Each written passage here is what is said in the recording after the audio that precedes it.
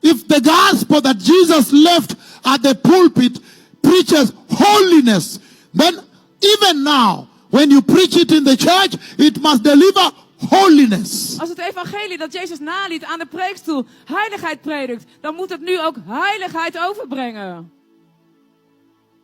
Then he says, give him glory. He said, fear God. Dan zegt hij, geef hem eer. Hij zegt, vrees God. And give him glory. En geef hem eer.